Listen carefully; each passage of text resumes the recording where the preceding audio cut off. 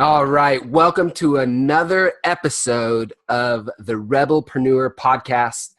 And we have here someone super awesome, Casey Eberhart. How you doing, man? I am so awesome. It ought to be a sin. Yeah. I like to say, though, in 12 or 13 states, it probably is. But yeah, I believe it is a sin.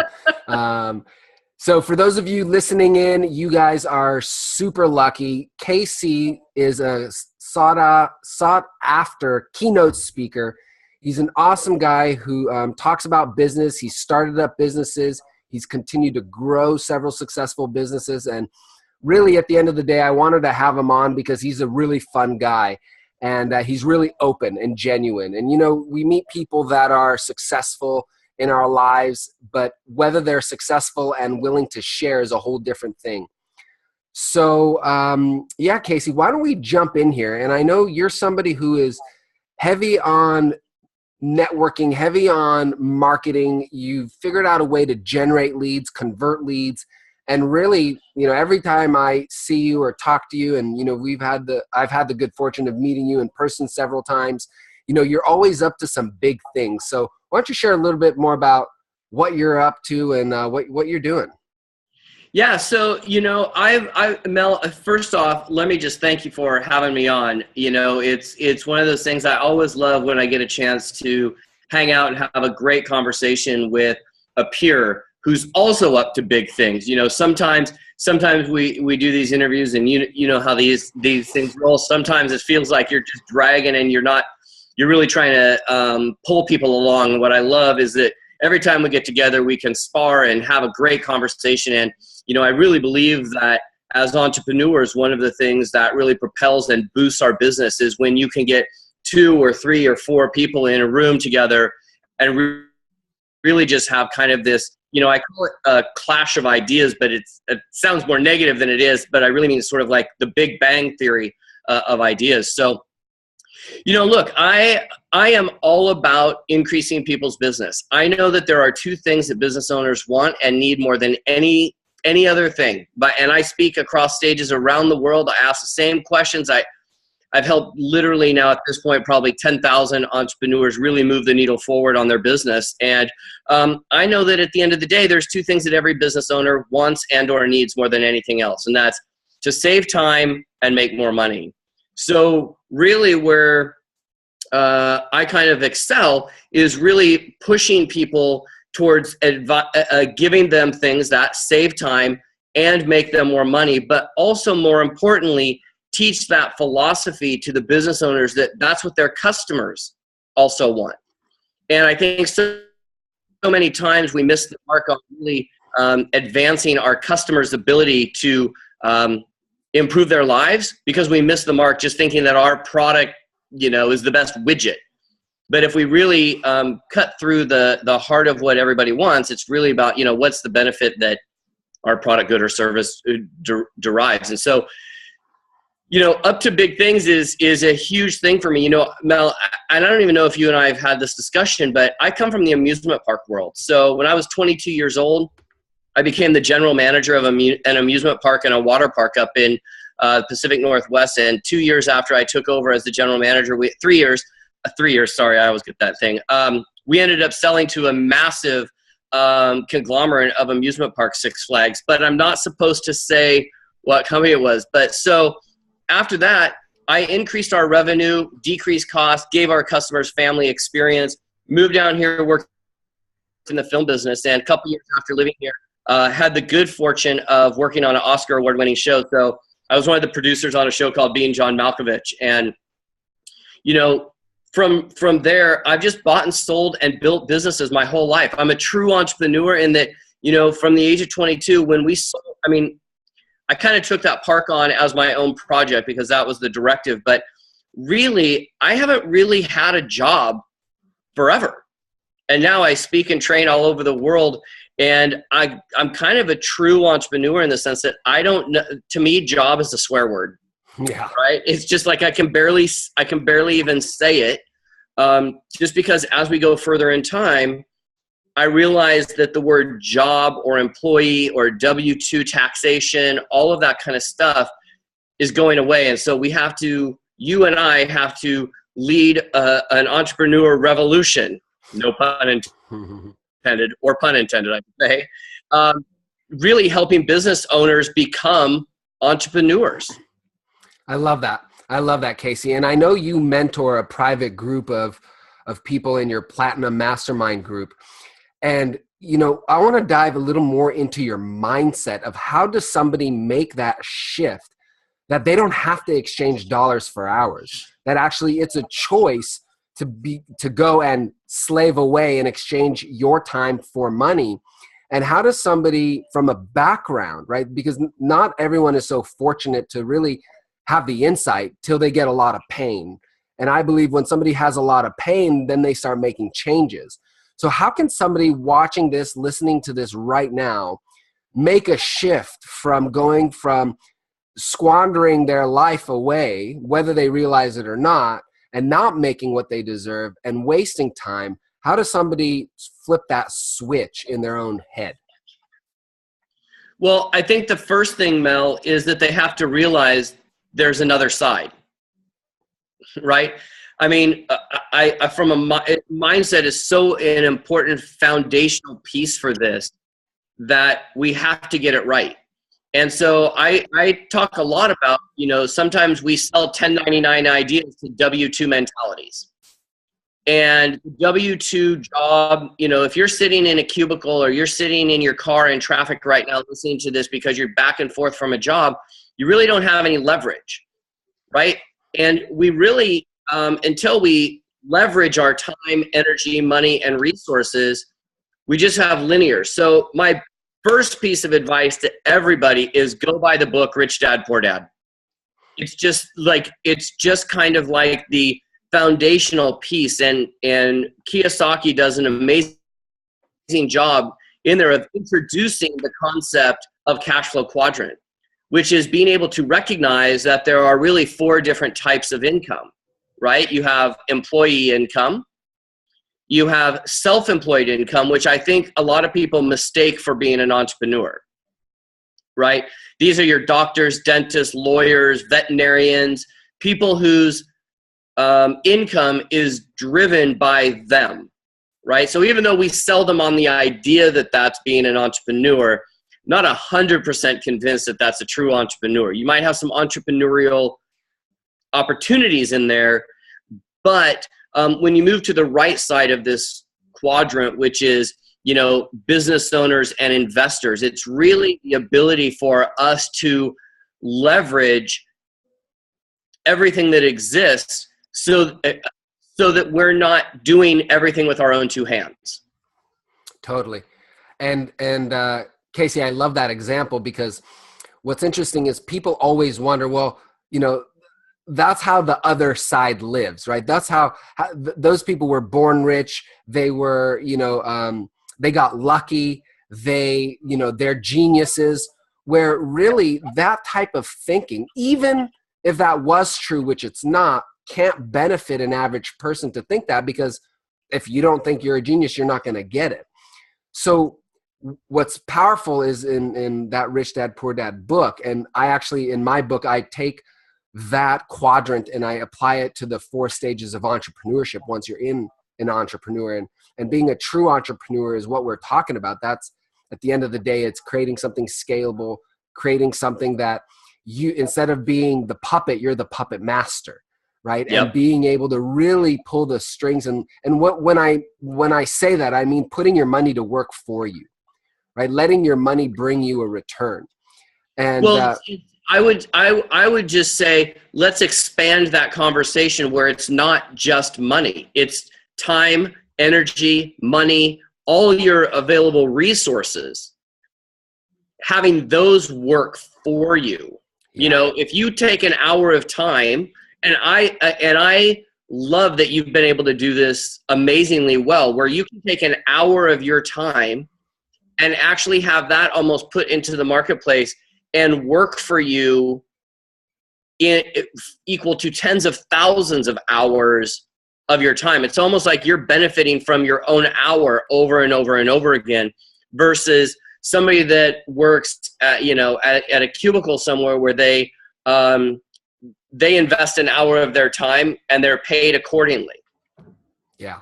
And most people are not paid really what they're worth. What they're actually paid is the level at which their boss feels they bring value to that marketplace. Yeah. And the second that value is a penny below what that boss feels it's worth, they're out. Yep. So let's say, Casey, we're talking about some real powerful concepts here, and not only concepts, but reality, right? When people wake up to it. Let's say we're talking about someone who has awoken.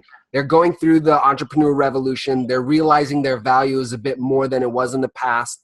They've stepped into becoming a solopreneur, and now they have really, they've exchanged, the saying, they've exchanged their 9 to 5 to a 5 to 9. But they have regained some of their own control by starting up their own business. Now a whole new set of challenges, a whole new set of problems creep in, and now they're trying to figure out, how do I generate leads? How do I add more value? How do I actually leverage my time once again?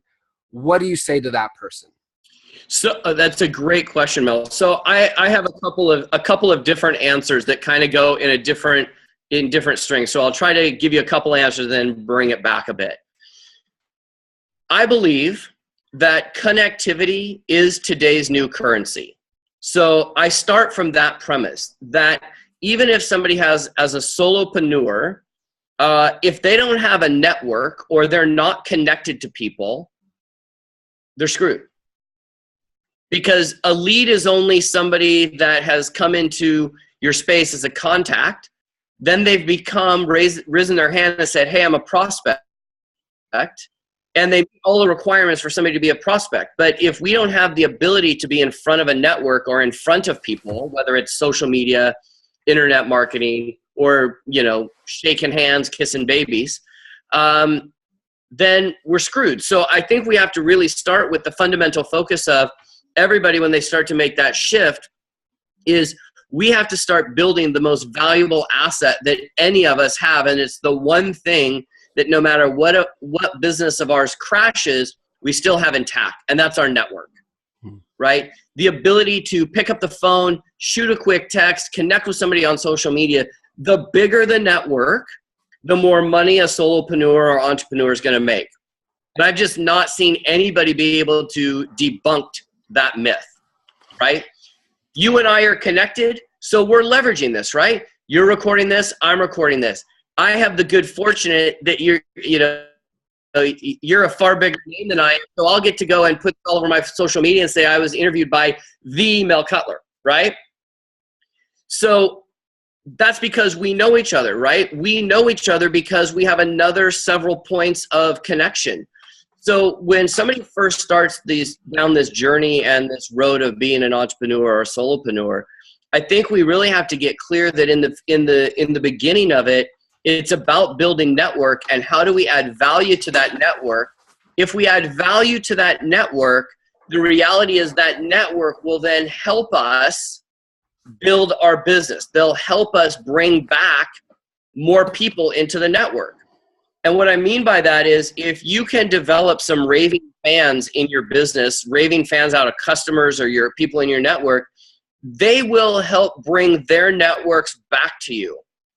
It's one of the reasons why I talk a lot in big room presentations about influence, right? I always ask the same thing at every event. I say, who's the most powerful woman in the world? And it doesn't matter if I'm in Canada, Omaha, Australia, Mexico. I ask, and it doesn't matter if there's 3 people in the room or 10,000 people in the room. It's the same answer every single time, and it's Oprah Winfrey. And I say, okay, well, what does she sell?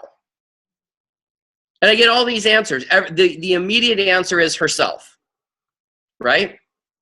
But at the end of the day, what she does is she built a network of people, of contacts, and she sells her influence. Buy this coffee, buy this book, check out this card. And That's where the value is. What Oprah has that nobody can take away from her is her network, the ability for her to pick up the phone and call other influencers. And that's why, you know, in our Platinum Circle, one of the things that we drill really heavy on is leveraging your network and build a network of other influencers so that those influencers can bring their network and you can exchange. And that's how we scale or get really big, really, really fast. I love that. And it makes total sense. You know, if you think of the most influential people, they have a network, they have power over their network. And that's why no matter what's in the bank account, they're going to do well if they know how to leverage it. So before we get into actually how to leverage it, because I know you have some good tips on that, let's first talk about how do you actually start and grow and put yourself into the right network? What are some steps to do that? Great question. So in my hand is the most valuable tool of our day. The reality is, I know we're on laptops right now. I know your cell phone is within arm's reach, right? Our cell phone is the most magical tool on the planet. It's our ability to reach out to the world.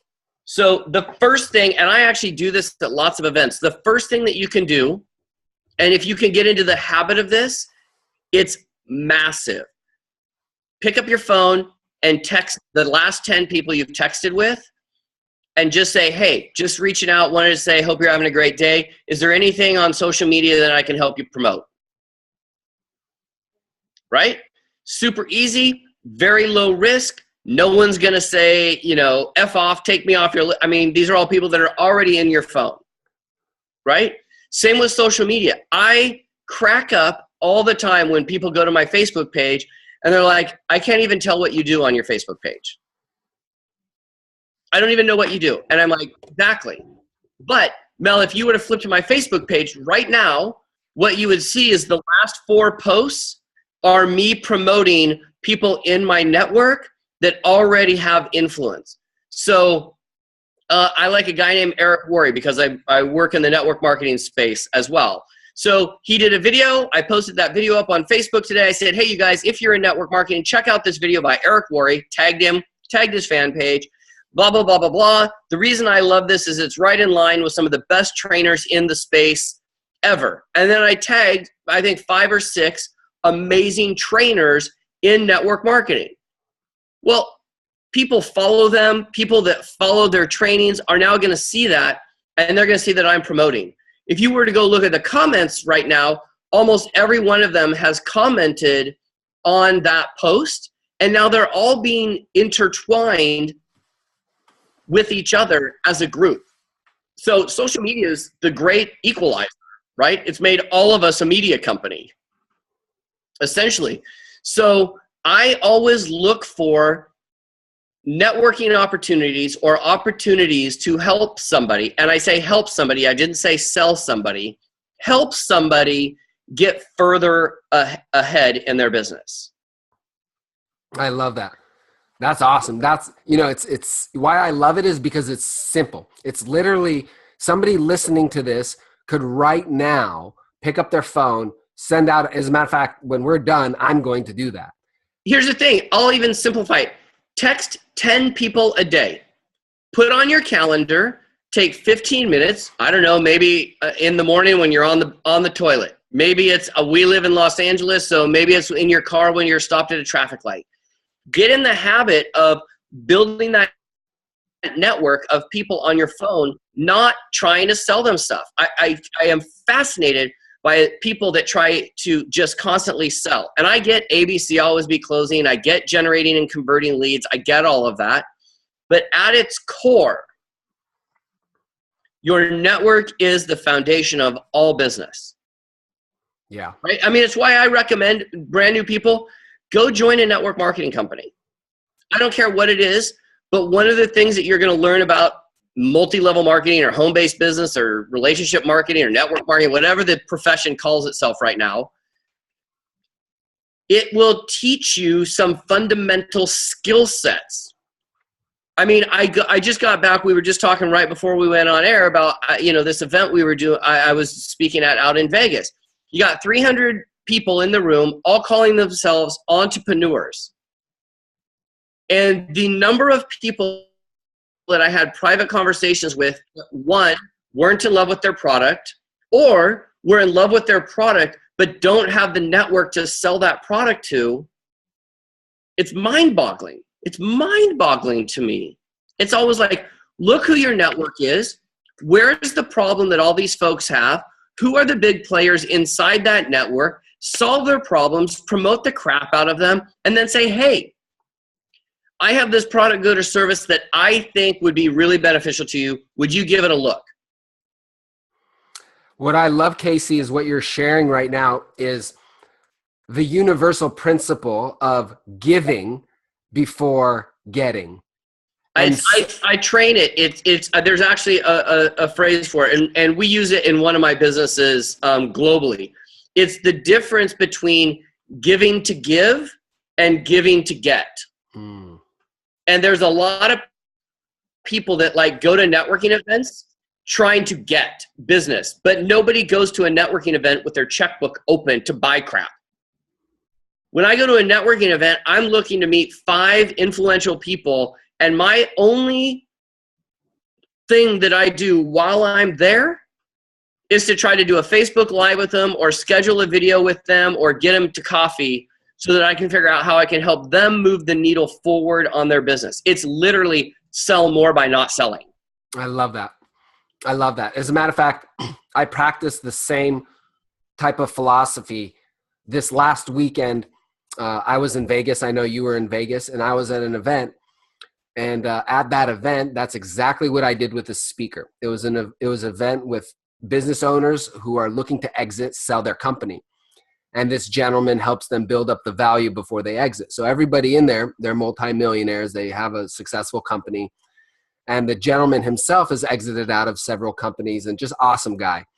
And at the end of that event, I literally went up to him. I said, hey, can we do a quick little interview where I promote your podcast? Let me promote your book to my community. And we stood there, we shot a video, and he loved it. And that's somebody that I want on my team. He's somebody that I want on my board. And before I ask something that I want from him, I need to give back to him. I need to build that relationship. That's how relationships and friends are built. It's not by, selling in the standard way. It's by giving, serving, and then reciprocating. Well, let's take what you did a step further, because this is a fundamental thing. Because people will say, I know people will say, yeah, but I may not have the network already, or I may not understand how my phone works to do a video. I may not understand how to do a video with them, whatever. There's an amazing website out there. I don't know if you guys have heard of it. It literally will teach you how to do anything if you ask it. It's an amazing website. It's called YouTube. If you don't know how to shoot a video on your phone, go type into YouTube, how to shoot a video on my iPhone or Samsung 7 or whatever. It'll show you, I promise, right? But here's the thing, Mel. So let's take what you just did in Vegas a half step further. So you go to an event, you found the influencer who's a speaker, right? Speakers are influencers. That's why we're in the front of the room usually, right? Because we have influence, right? So you do a video promoting this guy.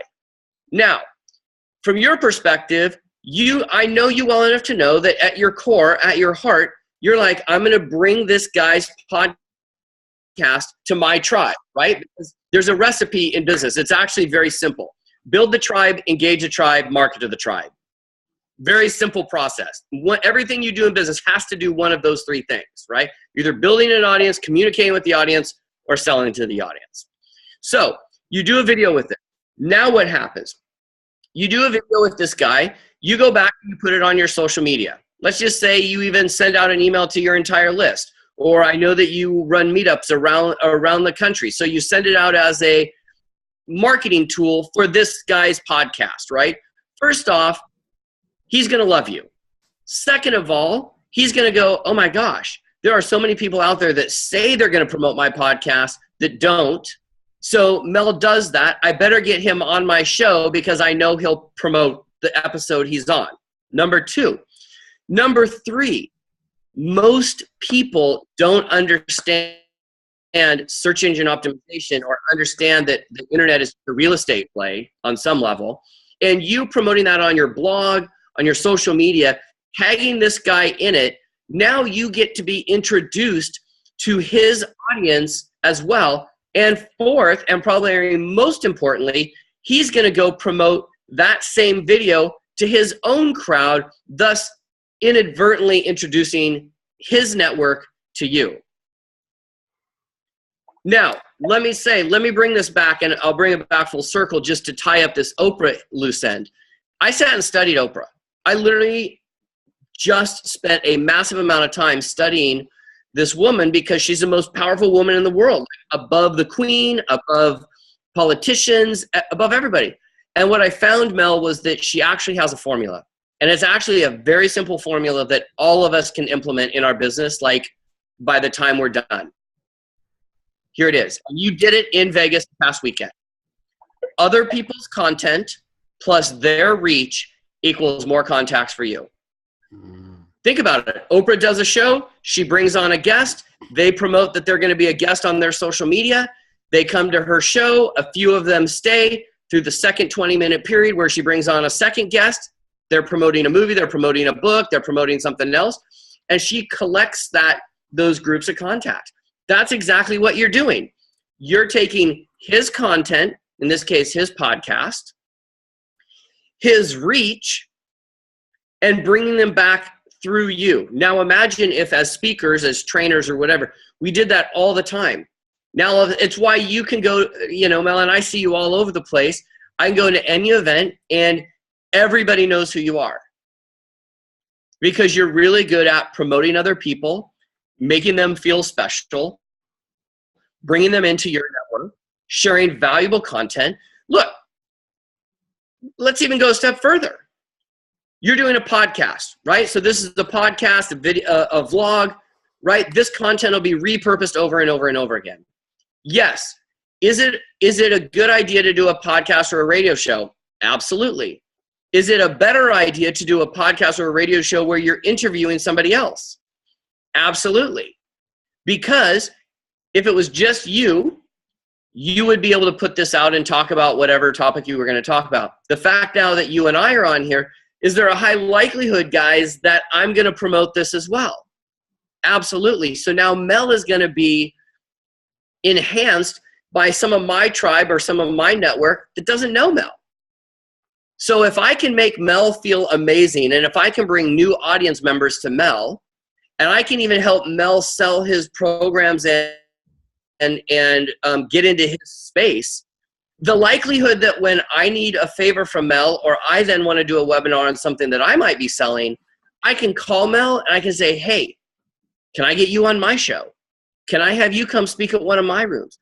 And that's how this whole game works. And we haven't even started talking about selling yet. I know. I love it.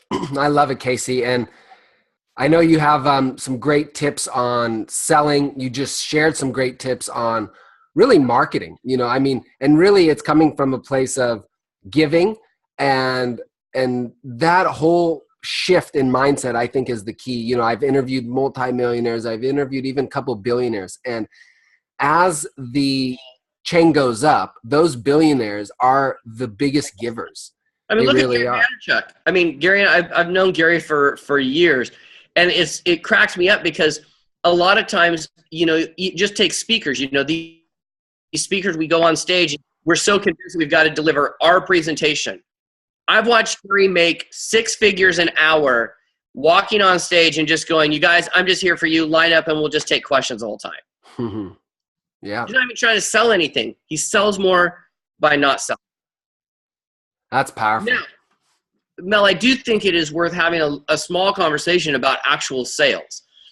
And I don't care what your product, good, or service is, I think the biggest thing, and I see this in my platinum group, when people come into our platinum group, the first thing we do is we basically break down their business down to its bare basic parts and then rebuild it and scale. Like, I'm not the guy you call to grow a business 20, 30% a year. You want to grow at 100% a quarter, I'm the guy. I'm not the guy you want to grow 10, 20% and you're happy with that a year. Like, there's a gazillion of them. Go watch some webinars, right? But the thing that I fundamentally understand probably better than most is that you have to have a very good, clear, solid idea of who your customer really is and how they learn, where they actually hang out, and actually talk to them in their language, right? And I'll just use the 3 big social media sites, LinkedIn, Facebook, and Twitter. Those are 3 completely different platforms with completely different mindsets. Twitter, think of it like you're at a bar. How are you going to try to sell something at a bar? It's the same concept. Quick, fast-paced. The best thing you can do is hope to capture their attention before they go into the bathroom in line for like 5 seconds or out on a smoke break. But in the bar itself, really difficult to sell something, right? Facebook, think of it like you're at a backyard barbecue. You've got a little bit of friends, a little bit of family, a little bit of business. You're all sitting around having a beer together, taking fun, goofy pictures, a little bit of work, a little bit of business. It's more of a lifestyle platform. LinkedIn, you're in an office building. The same person can still play on all 3. It's the mindset of where they are, and that's how you want to communicate with them. I posted a picture on Facebook yesterday. There was a picture of a rhinoceros, and it said, "Real unicorns have curves." Right? Stupid, goofy picture. Twitter and Facebook, that works. If I were to go on LinkedIn and post "real unicorns have curves," it's out of context, right? And so as entrepreneurs that are selling stuff, we have to be able to talk to our clients in their language, the way they learn, and really talk to them, not just broad-based. I agree. And that's an awesome breakdown you gave in terms of Twitter, Facebook, LinkedIn. So let's maybe pick one of those and dive into how a business owner today, right now, could start prospecting on one of those channels. Awesome. So I make 80% of my social media expertise, or my social media time, goes into Facebook. Okay. Now, after this weekend, I have to say, I'm going to probably switch a little bit more into LinkedIn because I found out this weekend, hearing a presentation, that the average Twitter user, average income on Twitter is $42,000 a year. The average user on Facebook is $58,000 a year.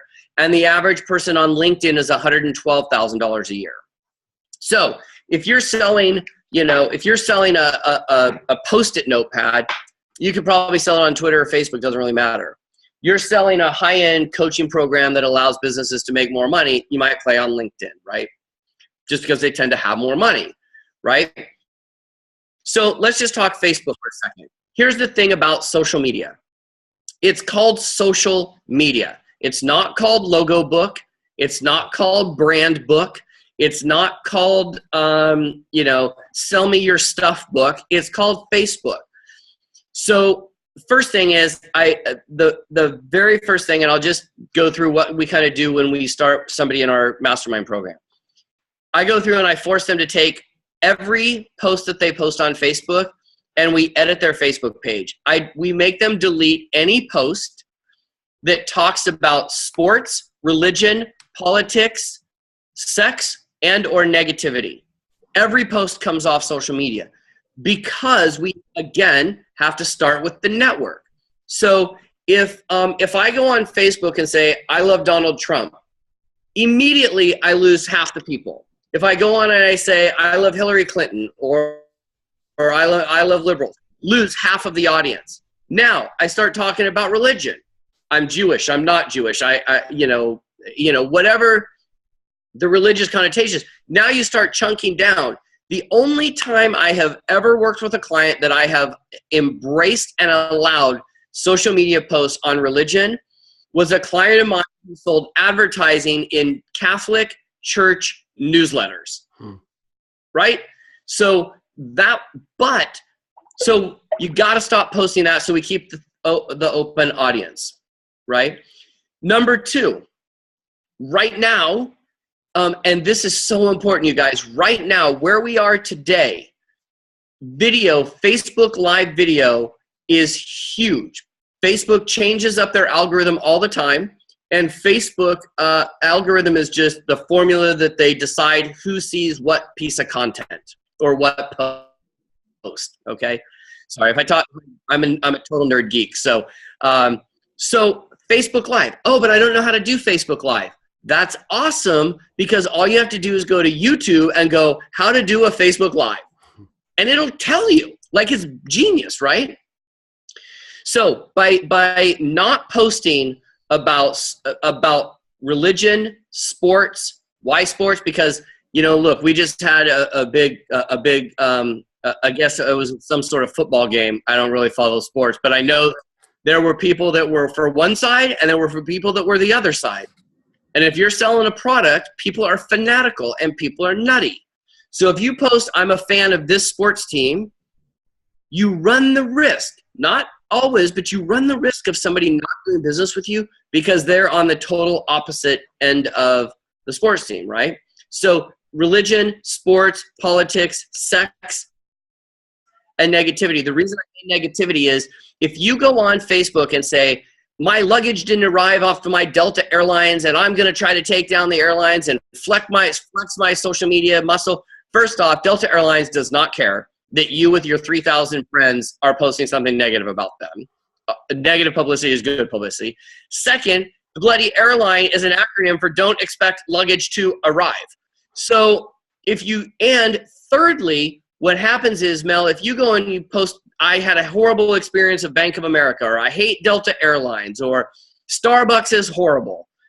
What you're really telling your audience is, if a deal goes bad, I'm willing to go shout it from the mountaintops and put somebody down in public. And that's very risky for consumers, right? Subconsciously. The other thing is you want to start promoting your clients on Facebook, right? I don't promote what I sell on Facebook, hardly ever. What I do is I go promote people in my network and what they're selling. Yeah. And through conversation, they're going to ask.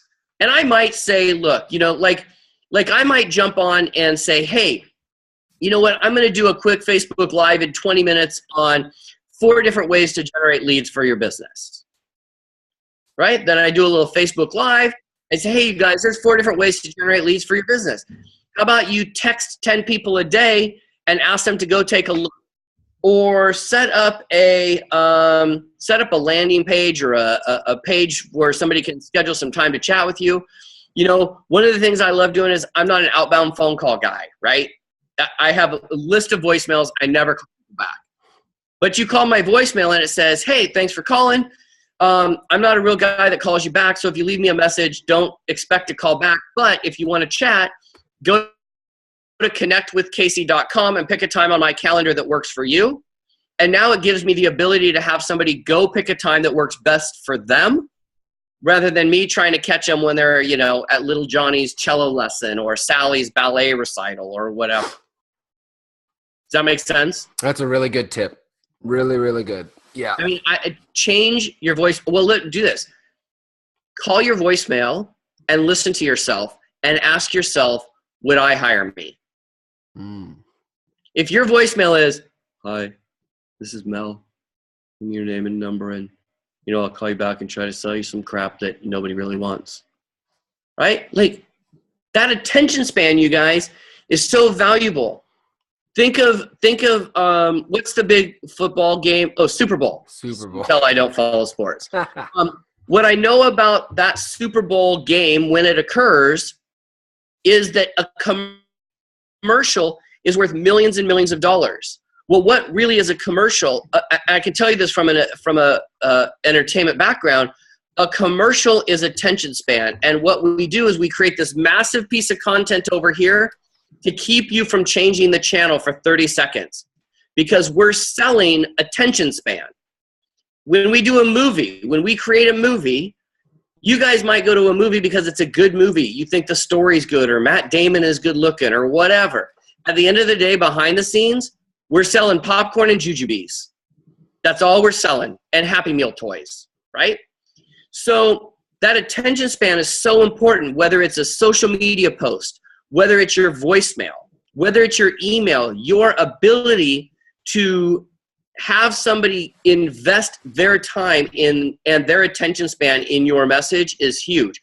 So change your voicemail and send them to a website. Give them a tip. Give them a quote of the day. Say, hey, tag me on Facebook next time you're promoting.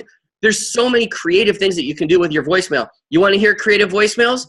Hey, there's this great site called YouTube. Go say cool voicemails.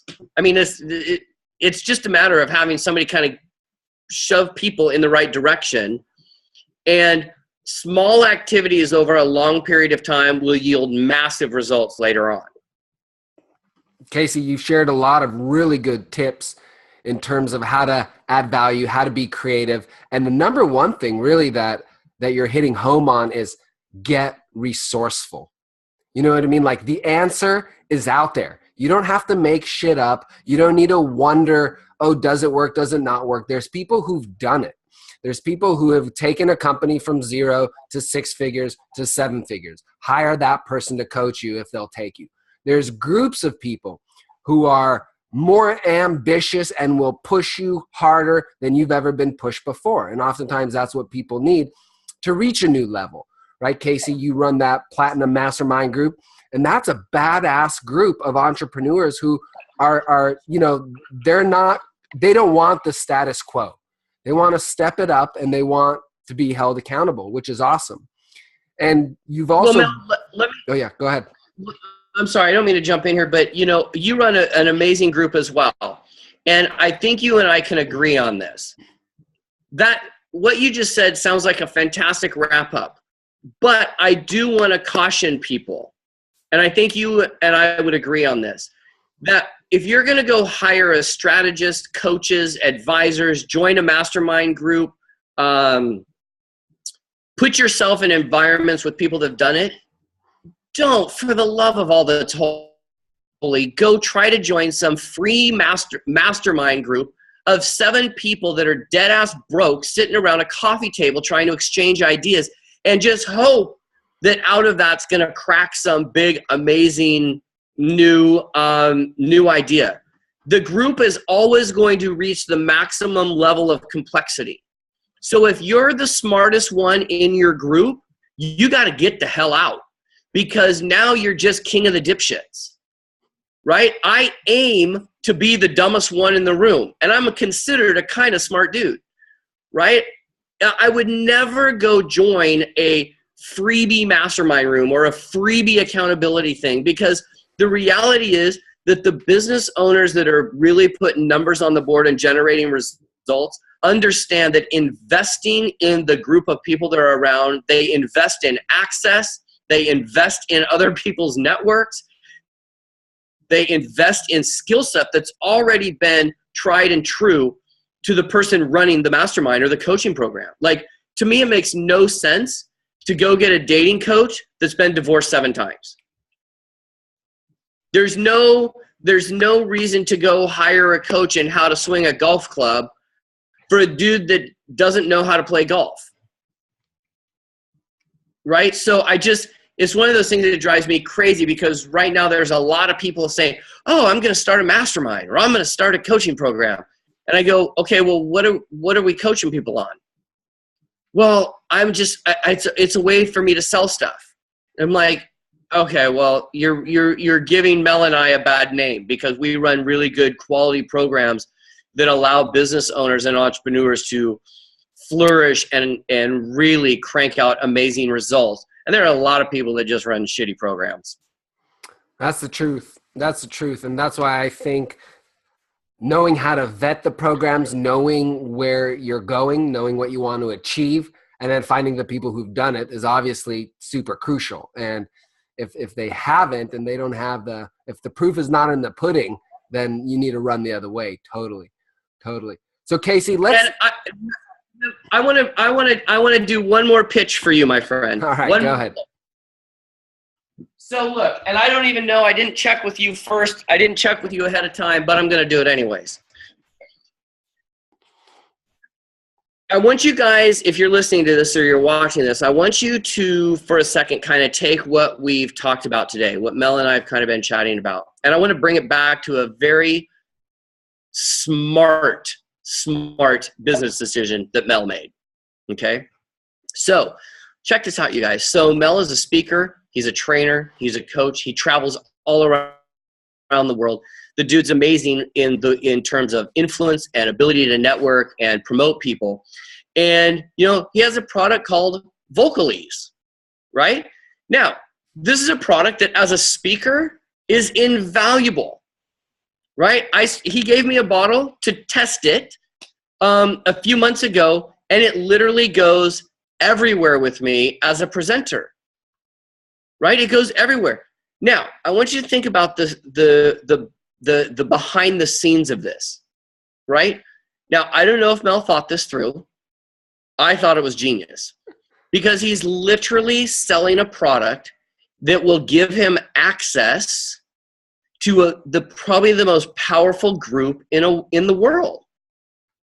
He's literally selling a product that solves a huge problem to a large group of people who, by nature of what we do, have massive influence and large networks of people. It's throat spray. You know, Halls makes a throat spray. You know, there's lots of throat sprays out there, but because Mel's a speaker, he can go and say, Casey, hey, would you give this a try? Right? How much is this a bottle? 20 bucks, 30 bucks? 20 bucks. Yep. 19.99. 20 bucks. Okay. Now, 20 bucks for a bottle of something that as a speaker or as a presenter or somebody that has to talk a lot, like customer service agents, call centers, people that, even singers, where our voice box is our instrument or the toolbox of choice, this solves a problem. It doesn't make your voice hurt, right? Think about who his clients are, you guys.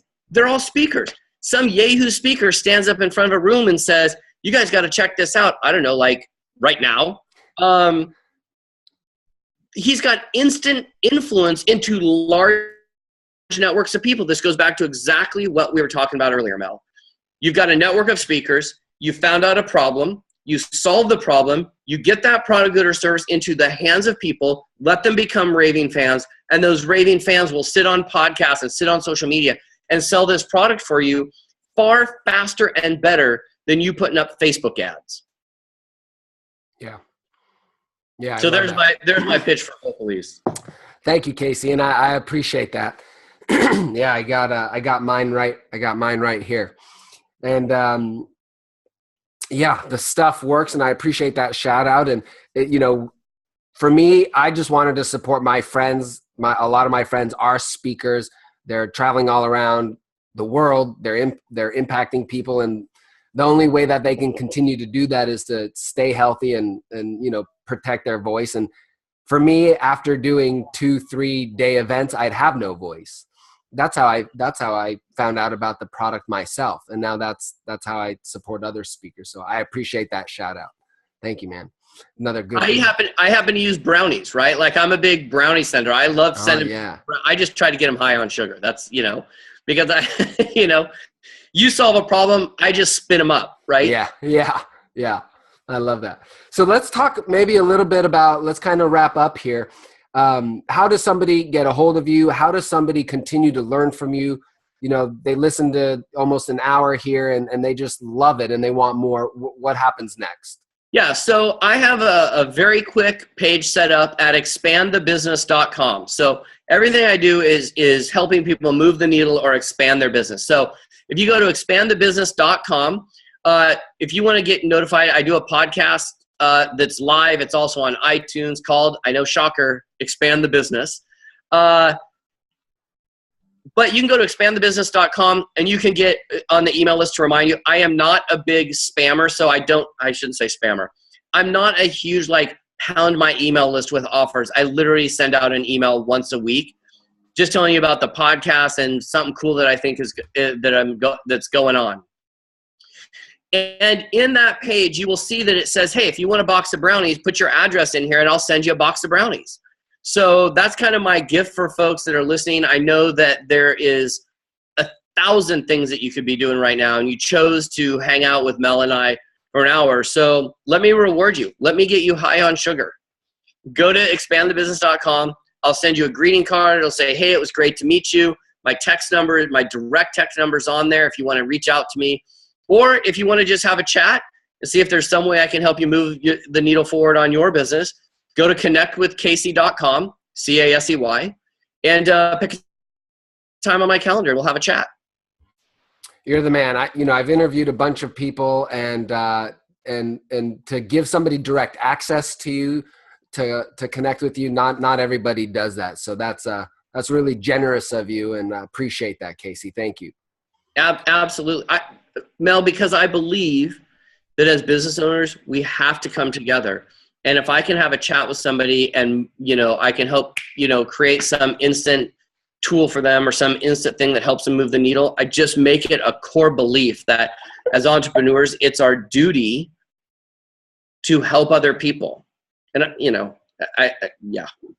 I love it. I think more people need to have that mindset, and that mindset is what has gotten you to where you're at today, which is awesome. The whole point of the Rebelpreneur podcast is to expand the mindset, because that's where all the abundance starts, is once you start seeing what other people are doing that are successful, and you can replicate their thoughts, beliefs, and patterns, you're gonna start getting better results.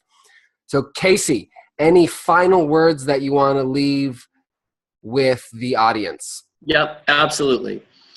So here's the deal, guys. First off, it is imperative that you plug into and get connected to some people that resonate with you. Mel is one of, if not the best in the business. If you are not connected to him in his meetup groups, on his podcast, on his Facebook page, that is like number one, get it done. So you're plugged in to have somebody help guide you and create some strategic alliances with you. Make him feel awesome. Share. Mel, thank you so much for not only being who you are and doing what you do, but really leading the charge of a revolution of people that are taking a stand for creating and formulating new paths in the marketplace. This world changes so fast, and you're always on the forefront and the leading edge of that. And I just thank you for the opportunity to come on and share a little bit of stuff that gets me super excited and charged up. I can't thank you enough, and I appreciate the opportunity. To the audience, if you've stayed with us for an hour, thank you. Again, I know there are millions of things that you could be doing, and you chose to be here. And I will never take that for granted. And both Mel and I can speak on behalf of him, appreciate the fact that you would take enough stand in your own business to be with us. So I'm going to leave you with this. My favorite quote of all time is, opportunities multiply as they are seized. Go out, say yes, try new things. You can always back out and get rid of stuff that doesn't work, but start saying yes. Go out there, change the world, give somebody an amazing day. Now go, or have an amazing day. Now go out and give somebody else an awesome day. Love it, Casey. Thanks again for your time, your heart, and sharing some wisdom, man. So that's it, guys. Another Rebel Entrepreneur Podcast episode here for you. Go out there, be a force for good, make a difference, be the change, keep on rocking. Thanks for listening in. Take care. Ciao, guys.